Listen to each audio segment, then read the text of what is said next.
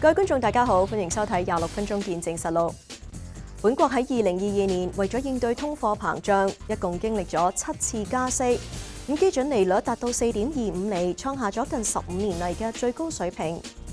根據加拿大統計局嘅數據就顯示通脹率已經係由去年嘅6月最高水平嘅8.1%，一路下降至11月份嘅6.8%。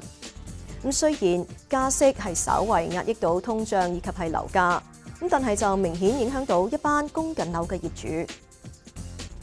一直以嚟，有部分嘅業主會將自己嘅物業租出去，俾租客繳交租金，幫佢哋分擔財政壓力。但係面對通貨膨脹、加息，再加上各省級政府所制定嘅法律，有人就認為未能夠幫助到業主，甚至業主物業嘅自主權亦都受到挑戰。衣食住行對一般民眾嚟講尤其重要，但2022年正處於高通脹、高利息情況底下，業主生活又係點樣過呢？咁但係依家就係好大量嘅支出都要放喺 mortgage 上邊，就會 reduce 咗我哋其他嘅開支啦。咁就係感覺，因為政府係冇幫助過我哋呢啲中產階級噶嘛。I am hearing from so many landlords around the province right now who are telling me that they are struggling, they're losing money because they can't raise the rents. We tried to strike an appropriate balance for our landlords and tenants, and we hope we achieved that result.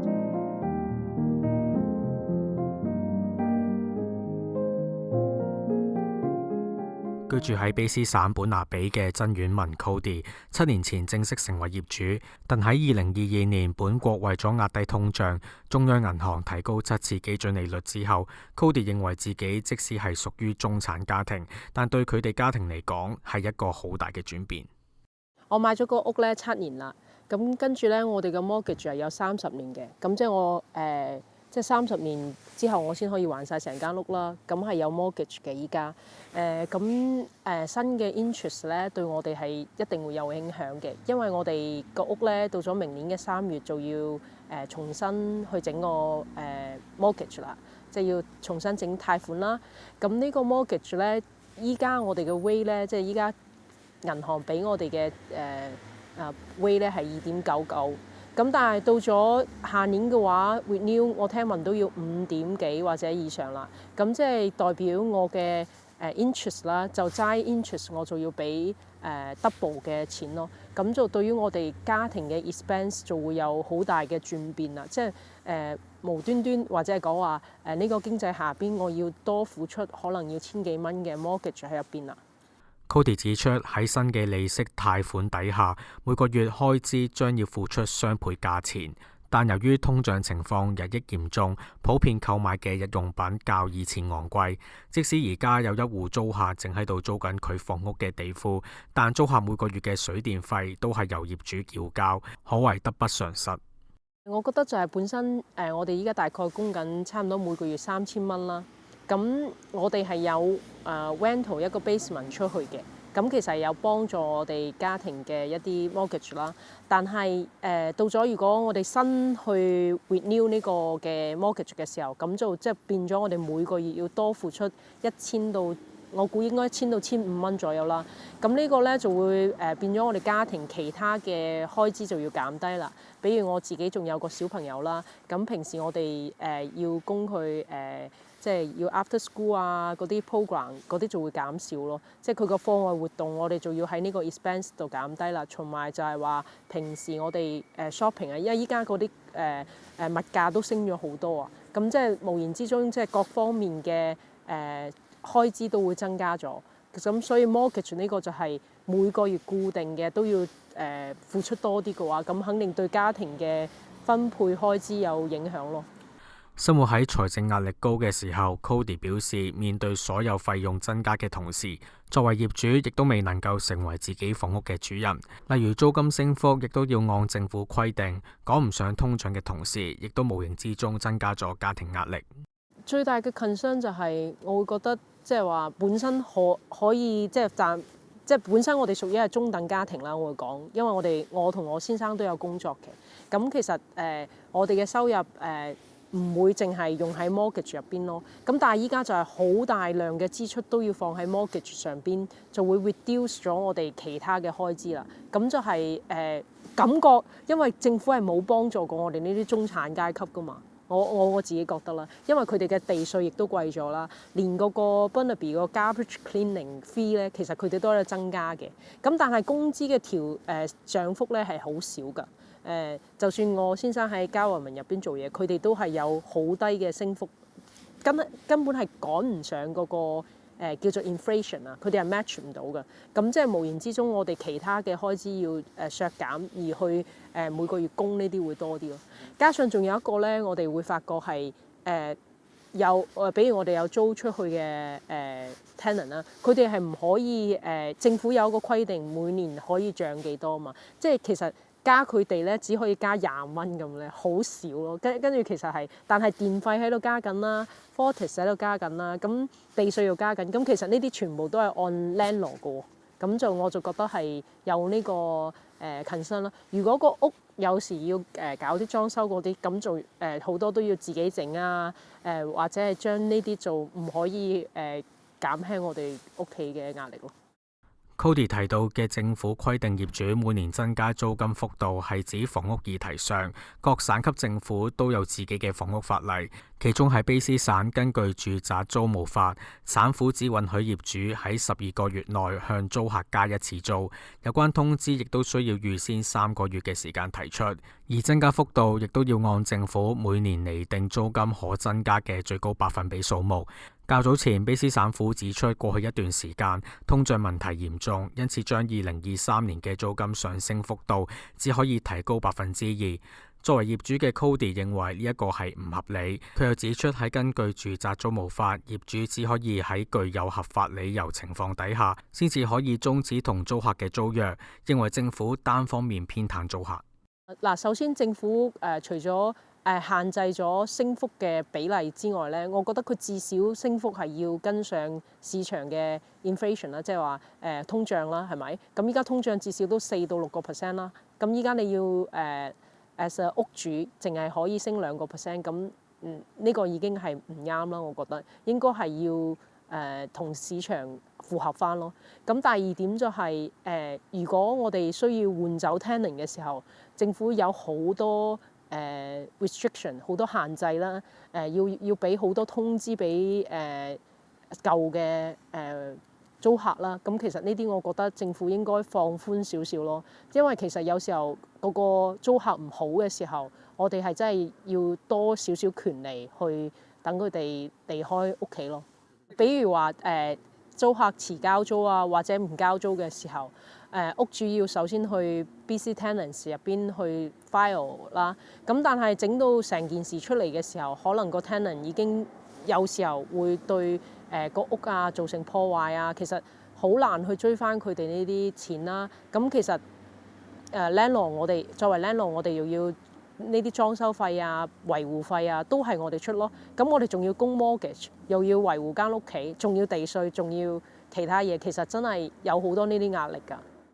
喺卑詩省長尹大衛任命新內閣之前，一直負責房屋事務嘅時任專責房屋廳長蘭金明白到業主喺2022年經歷咗巨大嘅財政壓力，但政府仍然需要喺業主以及租客之間取得平衡。I think the landlords have obviously the same kind of inflationary pressures that they face as we all face, tenants face as well. And we need to ensure that we have a community where landlords wish to continue to provide rental accommodation, and that requires making sure that they're habitable, that that capital expenses are often going to be required. And what we did is we said to the landlords, you will be able to go to the residential tenancy branch and apply to get repairs or maintenance done on your units at, say, 3% increase a year for the tenants over a 3-year period, to pay for a new roof, to pay for some of the things that may be needed especially in aging accommodation. So number one, we struck a balance. Some said we shouldn't, with this terrible inflation, have any rental increase. 佢亦都表示，今年嘅租金升幅限制係個別情況，期望明年能夠循序漸進回復到正常狀態。That is, in our province, under the law, the rental increase will be geared to the rate of inflation. But this year, given the extraordinary circumstances, the war in Ukraine, the global inflation, we needed to find a balance. We acknowledge the landlord's costs are rising, just like everyone else's costs are rising. Next year, we hope we're in a position where the law can revert to what its normal stance is, because we acknowledge landlords have issues here as well. 對於本國喺2022年多次加息，打亂咗唔少業主原本供樓嘅計劃。蘭金話呢一個係聯邦政策，省府只能夠喺其他方面協助業主。But I know that you understand that the Bank of Canada, a federal entity, is the one that makes those decisions. In it trying to address the runaway inflation, those are the choices that a federal entity has made. We as a province have no control over those important costs that landlords face. So we acknowledge that. And that is why we've made sure, and I'm going to do more to make sure the residential tenancy branch effectively implements the policy that we agreed to with landlords a couple of years ago, namely that if there are important capital expenditures that you need to make, that you will be able to go to the residential tenancy branch and get permission to make those and charge back to the tenants at 3% a year for 3 years. That will help address some of those costs.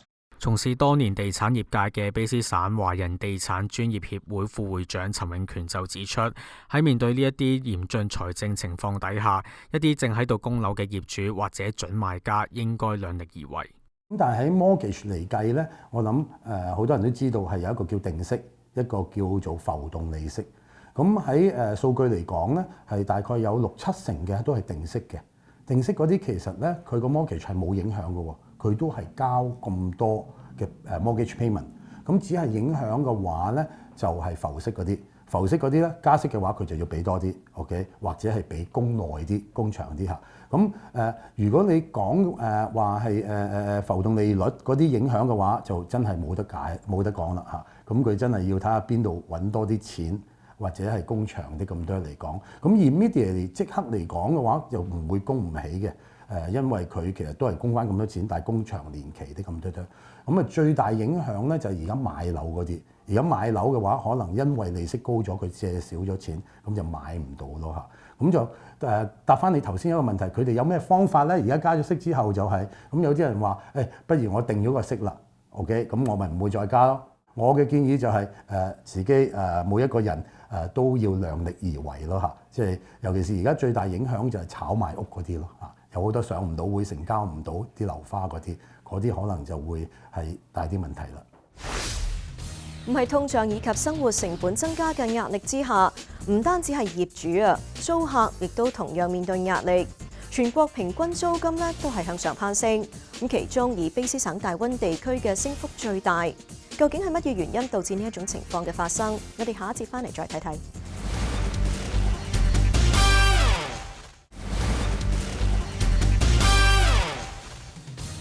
歡迎翻嚟節目時間。由於自去年開始多次加息，令到唔少嘅公眾轉到去租屋市場，因為需求激增，以致租金大幅攀升。其中以卑詩省嘅大溫地區升幅最大，有部分嘅城市升幅更加係比2021年嘅同期高出3成。咁喺一屋難求嘅情況之下，除咗通脹影響租金之外仲有乜嘢其他嘅因素影響呢？當局又應該點樣解決呢？多次加息以及通脹令唔少人轉到租務市場，但由於需求量喺2022年下半年大幅增加，令租金亦都較以往昂貴。根據本國租務市場網站 Rentalstock.ca 數據顯示，截至2022年12月，本國大部分城市嘅租金都有上升趨勢，而卑詩省有3個城市更列入本國10大最昂貴租金城市，其中排喺榜首嘅係溫哥華市。就以一房柏文單位為例，租金為2633元，比去年同期高出2成。除咗通脹令到租務市場需求以及租金增加之外，仲有咩因素導致呢一種情況發生？陳永權認為同人口增長有關。其實每一樣嘢都係 based on 經濟101啦嚇 ，supply 同 demand 啦。咁個需求同埋個供應係有分別。咁喺溫哥華嚟講，人傑地靈，人口增長好緊要。其實到2050年咧，大溫哥華會增加100萬嘅人口。咁如果淨係講呢2年 Covid 嘅時間啦嚇，咁 Covid 前咧就係即係 Covid 之前嘅個租務都係好旺嘅。咁一 Covid 之後咧，就好多人咧 work from home 就 move away from Vancouver。咁亦都有而家就 open up 啦，有好多人 move 翻嚟，有好多大公司都需要啲員工翻去 office 做嘢啦，咁就有好多人 move 翻嚟。咁另外咧個 demand 嗰邊咧就係好多移民，好多新嚟嘅人或者退休嘅人都中意嚟溫哥華 BC 省嚇咁樣，尤其是溫哥華啦嚇。咁例如係你睇翻烏克蘭，其實已經嚟咗有2萬幾嘅人。OK 嚟咗加拿大，咁呢啲初可能同屋企住啊，咁樣親戚朋友啊，但係之後咧亦都會租屋嘅嚇。咁另外好多留學生亦都翻嚟開學嚇。咁另外香港嘅情況有個移民救生艇個 program， 亦都好多香港人過嚟。咁就幾樣一個 perfect storm 啦嚇，好多嘢都聚埋一齊，咁就變咗係個 demand 係好大。而個 supply 起屋係要時間，或者係租屋嘅有個 inventory， 雖然做咗嗰個海外稅個 empty home tax 咁，都有好多係樓宇翻出嚟出租，但係都唔夠 supply 咯。同陳永權有住不謀而合嘅立場，仲有卑詩自由黨前房屋政策評論員 Mike Bernier， 佢認為租金增加係省府冇履行承諾。The population growth that we're seeing in British Columbia and especially around the Lower Mainland is far exceeding the development that's taking place. So landlords, people who own places that are to be able to rent, are able to charge more because people don't have a choice. So that makes it very difficult for people trying to get into the rental market. But it's also one of the challenges is around that supply is it's so expensive now to build places, and so they're not keeping up with the demand. When you look at over the last few years, specifically in the Lower Mainland, the government keeps saying that they're going to work on affordability, but it's just keeps getting worse and worse. You look at the numbers. Unaffordability is off the charts. It's one of the hardest places now to live is in the Lower Mainland in British Columbia because of those costs. And, government's going to have to step in, I think, and take a larger role on ensuring that we try to fill that gap. 2017年省選期間，當時仍然係官方反對黨嘅卑詩新民主黨喺競選期間向省民承諾將會興建114000個可負擔房屋單位，但 Mike Bernier 就認為省府只係開空頭支票。I mean, all of the promises that the government has made, they have not delivered on. So it's hard to say where things would be now if they had fulfilled those promises, how life would be maybe more affordable, but it's only getting worse. And in order to, in the short term, it's going to be a struggle. I have to say that because we've let it go this far. We've let it get this bad that it's going to need some drastic changes. Now, to build the supply that's needed, we need to rely on the private sector, not just government. But the private sector needs to have incentives. The private sector needs to have certainty. It takes too long to get a permit. There's so much red tape. There is so many extra costs right now for developers.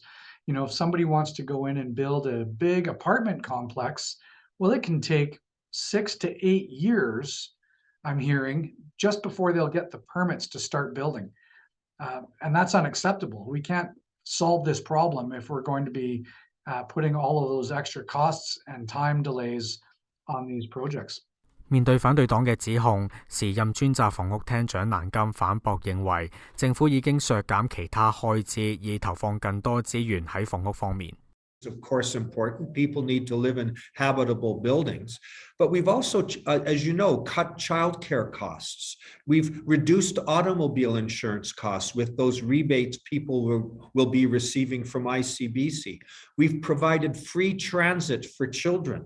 We've increased the minimum wage in our province to the highest in the country among any province.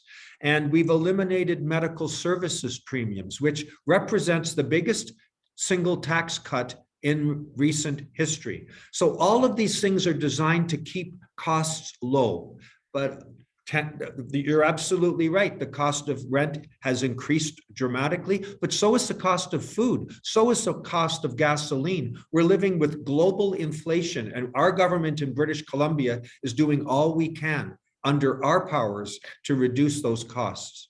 佢強調，卑斯新民主黨省府冇開空頭支票，反指現時房屋供應量不足係卑斯自由黨執政時候所遺下嘅爛攤子。We are committed to that promise. We are spending over $1 billion a year in BC housing to build affordable housing. There is an enormous amount of housing being built, 10 times as much as was done in the year 2017 when we replaced the former BC Liberal government. I live in Victoria, British Columbia. I represent the area where the University of Victoria is located. We have just opened up several hundred units of housing for students. In its entire term of office, the former government built less than 100. They didn't build housing on campus. So you might say, why is that a big fact? It's important because if we can put students in housing on campus, they are not competing with rental housing elsewhere in our community. The last government didn't believe in that. We're doing massive construction of student housing on all the campuses at the universities across our province. So that's just one very specific example. We are on target to build the housing that we promised. It's essential, and we're going to continue doing it. 但與此同時，蘭金指出，將土地重新規劃用途嚟興建可負擔房屋需時，得到建築許可證亦都需要時間。佢表示，當局已經同相關部門加強合作，盡量加快建築速度。Municipalities have to grant land use approval before housing can be built. Sometimes it requires rezoning applications. Our government has said, as you know, by an amendment in the last session of the legislature to municipal legislation, that if you are proposing a building that's consistent with the official community plan, you don't need to worry about zoning. That will speed things up. We're working with municipalities to provide the tools that they need so we can get more housing built in our urban centers. 對於點樣解決業主以及租客所面對嘅問題，坊間唔少聲音就提出一種方式叫做先租後買。租客嚟講嘅話咧，好多時咧，我哋而家睇呢啲數據都係一個 average， 一個係平均數，係一房 condo 係租金幾多。咁其實係好貴嘅。好貴嘅，所以好多時咧，你睇到係啲一房啊或者兩房，佢哋都有 roommate。咁計翻條數，如果實際嚟講，真係一個人住一間 condo 一個房嘅租咧，係租唔到嘅。咁另外一樣咧，譬如好似係喺溫哥華獨立屋，譬如租個房係 basement 啊或者個 suite 啦，咁佢就平好多嘅嚇。咁就有咩方法就好難可以話真係解決到呢個方法。